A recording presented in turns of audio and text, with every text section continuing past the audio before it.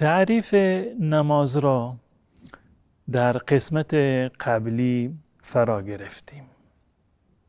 هر نمازی از نظر شرعی شامل چندین رکعت هست و هر رکعتی شامل چندین بخش هست. رکعت از رکوع گرفته شده و رکوع یکی از ارکان نماز هست. در زبان عربی هم در قرآن و هم در سنت گاهی وقت هر رکعت را به معنی اجزایش نامگذاری کردند. مثلا در آیه قرآن میخونیم که و قرآن الفجر، یعنی نماز فجر. نامش را قرآن گذاشت به خاطر اینکه قرآن در نماز تلاوت میشود.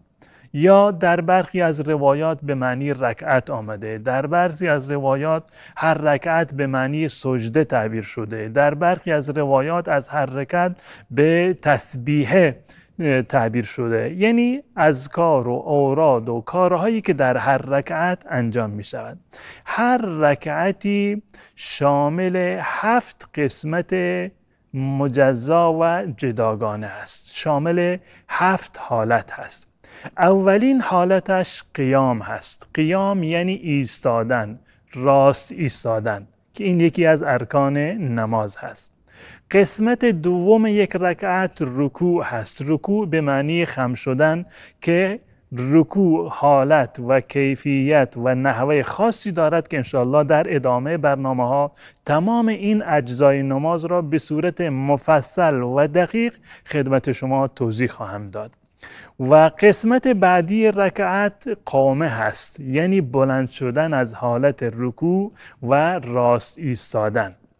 قسمت چهارمش سجده اول هست. بعد از این که انسان از رکوع بلند شد و راست ایستاد می رود به سجده. این قسمت چهارم و بخش چهارم یک رکعت هست. و بخش پنجمش جلسه هست، یعنی بلند شدن از سجده اول و راست نشستن. این قسمت پنجم. قسمت ششمش سجده دوم هست که دوباره انسان باید به سجده برود. و قسمت هفتم و آخرین قسمت و بخشش قعده هست، یعنی این که نشستن بعد از رکعت دوم یا بعد از رکعت سوم در نماز 3 رکعتی و بعد از رکعت چهارم در نماز 4 رکعتی.